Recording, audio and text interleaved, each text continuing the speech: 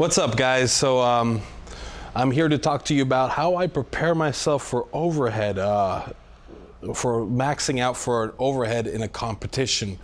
Ideally, my periodization lasts 6 months, so I would start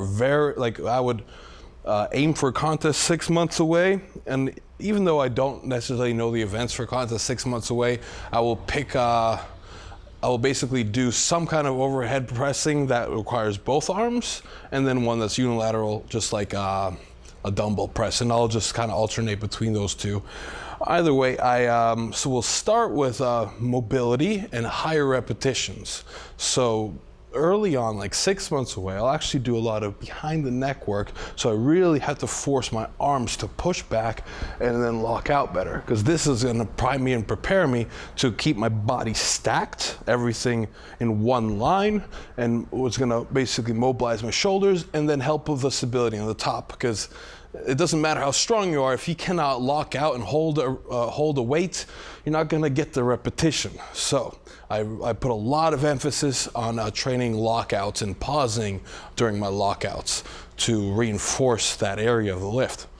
And I will start with something between a 12 to 15 repetition range, maybe for half a month to a month, depending on where I'm at. If I'm really beat up from the previous half a year of training, I will stay with that repetition range for a month. If I feel fresh, I'll just stay within a couple of weeks and then move on to a 10 to 12 repetition range just for 3 sets. Sometimes I'll work up to 5 sets with even less weight if I really want to iron out any kinks. And I'll just train overhead 1 to 2 times a week. And in this period, I'll probably have 1 day of just building, doing hypertrophy or building static strength, so no leg drive. Just military pressing behind the head or in front if I'm already feeling good. And then the other day, I'm going to be practicing my jerks, my leg power and dropping under the weight. Far out from contest, I will split this up. I'll have a certain kind of jerks where I start with a weight on my head like so, and I'll get up on my tippy toes and just purely drop. I won't even use leg drive. I'll just extend fully and then just purely drop under the weight, lock out, and just do this for just many sets of 5 to 10 with very light weight. Again, it's just rehearsing the motor pattern, so I am very quick and precise with my jerks and splits. The other one I do is I'll start in the split, or like half a split with the weight up here, and I'll launch it from already a long staggered stance, boom, and then just split my front leg forward. Now this is, the reason for this is oftentimes when people do split jerks, if they don't practice really launching their front leg forward, you'll see that only their back leg moves, and then the weight gets way ahead of them and it falls down. So by doing this, basically I'm already starting in half a split and I'm only moving my front leg forward to get under the weight. So I'm rehearsing and practicing my front leg reaching, so that way the weight doesn't get ahead of me and I drop directly under the weight. So again, 1 day is just strict pressing, practicing just building up static strength. The other day is just breaking apart the motion to really rehearse speed and the positioning of my split jerks, whether they be lateral splits or just long splits. And then the following month, I'll still keep the 2 days separate, but then lower the rep ranges to 8 to 10.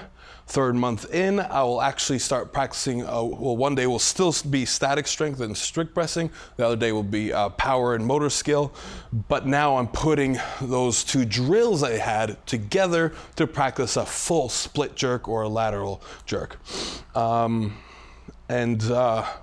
Moving on from there, then maybe 4 months in, I will have 2 to 3 days where I practice my split jerks, but I warm up with my strict pressing. I will work up to a crisp triple but not burn out with my strict pressing anymore, because I want to stay fresh for my motor skill work, which is all speed and power.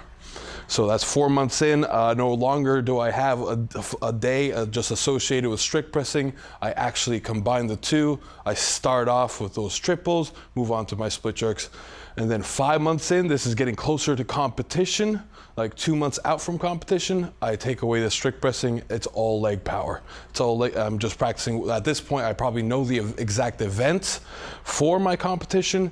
So I am now practicing 5x5s or whatever the rep range I might be needing for that contest. If it's a medley of 5 logs, I'll probably pick the second heaviest log and try to get 5 reps with it, because overall that will equal to more work done, or more weight, total weight put over my head than the actual medley itself. So one day I'll probably do a full 5 repetition clean and press with the second heaviest log, and then another day I'll just see how heavy of a log I can get up to, if the log is of course in that contest.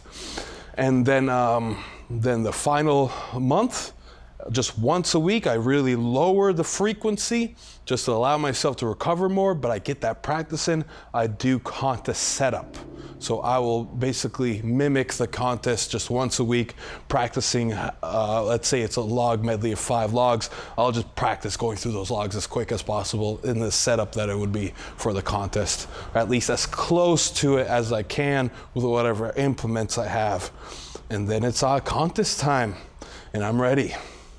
So in terms of assistance work that I do for overhead, more recently in my training, I've started adding high incline bench pressing. I used to completely avoid bench pressing for many, many years. It's become a huge deficiency of mine. But lately I've seen its value, because sometimes what happens is I might have overhead after a leg heavy event and my legs are completely fried and I can't rely on that leg drive that I normally have. So I have started what I've done now. When my legs are fried, I basically lean way back on a log press, axle press, or whatever it be, and I press, and then I push my body down as I'm pressing. So it basically becomes an incline press.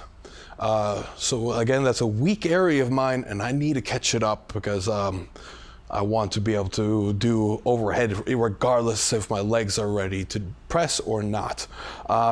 So incline pressing, and I follow basically the same rep scheme as I do for my overhead, but with many less sets. So I'll probably just stay within the 3 set range.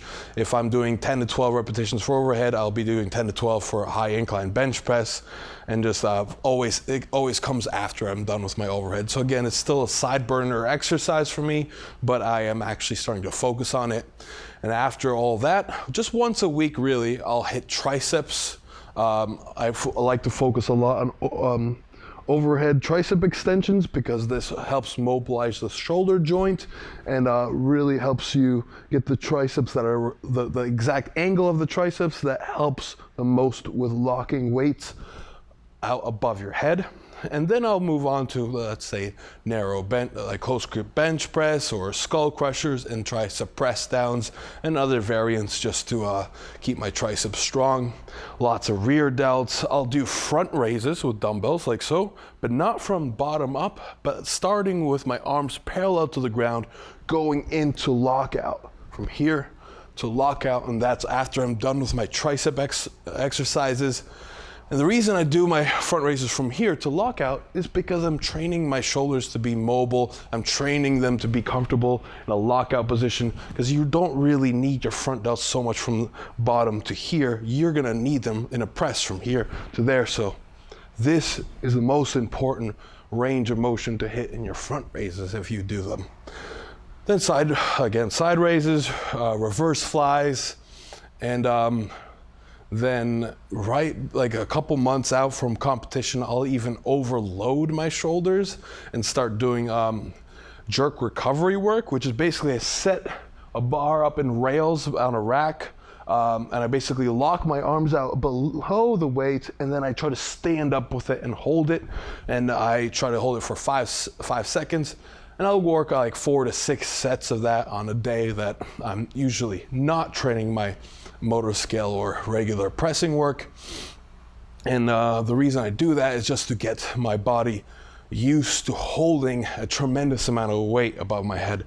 I've gone up to like 150% of my 1 rep max on those jerk recovery holds, and I've really noticed that those help with my confidence in when I go back to pressing, because it feels like once I have something locked out, I could hold it forever there, and it's a very confident spot or position for me to be in.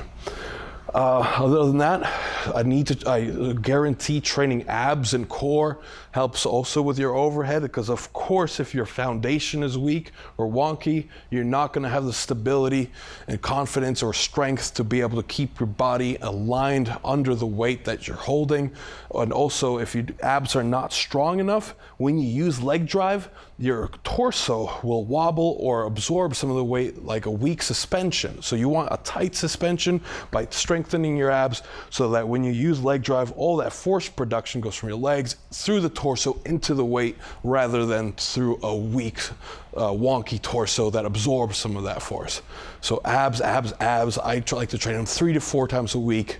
Low volume, but high frequency, so they stay active and strong.